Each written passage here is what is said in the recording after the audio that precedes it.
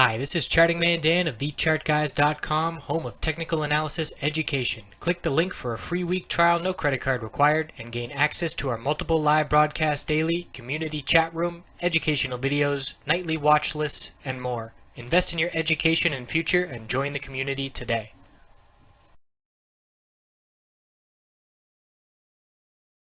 Hey everyone, looking at SPY, and boy what a day we had today, and actually we're going to need to look at this one on the 5-minute chart. So we had a initial first thing bearish reaction to Yellen at 10 p.m. Then the bulls came up, pushed towards the all-time high, and then with their inability to get towards that all-time high, we saw a huge dump in profit taking and then a bounce at the end of the day. So we'll look at that and see it all on the 5-minute chart. What stands out to me is we lost the middle Bollinger Band, and we've now back tested and rejected from that level 2 days in a row. So as long as that middle Bollinger Band is resistance, I'm leaning bearish each day that we go into.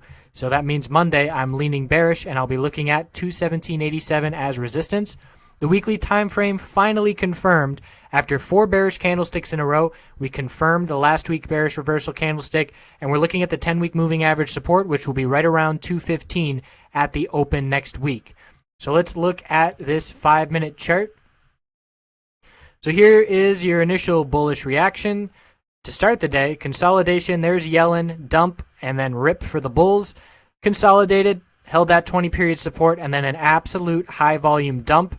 Saw a little bounce. Little bit of a double bottom formed here, saw a tiny bounce, but the bulls couldn't get over this 20-period 5-minute moving average resistance. And I kept saying all day, we're not going to see any bounce by the bulls unless this 20-period moving average becomes support.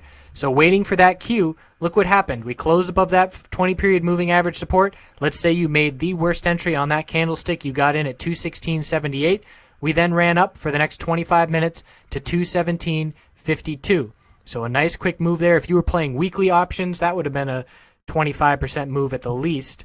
And that was a very quick move. And then we consolidated towards the end of the day. So the bears are in control. We have key hourly resistances to be keeping an eye on Monday as well. All moving averages are resistance on the hourly. Didn't even test that 20 period on the bounce at the end of the day. And then we've got the major 100 and 200 period resistances to be keeping an eye on as well. So the bears are in control of the short term. Main guide for me is the middle Bollinger Band daily resistance, as that was support for so long, and the trend changed yesterday when that was lost as support. Big spike in volume, obviously, with all that volatility, and we will see what Monday brings. I appreciate you watching, and today was a perfect example of using stop losses. I know people don't like using stop losses because they say it stops them out and then runs.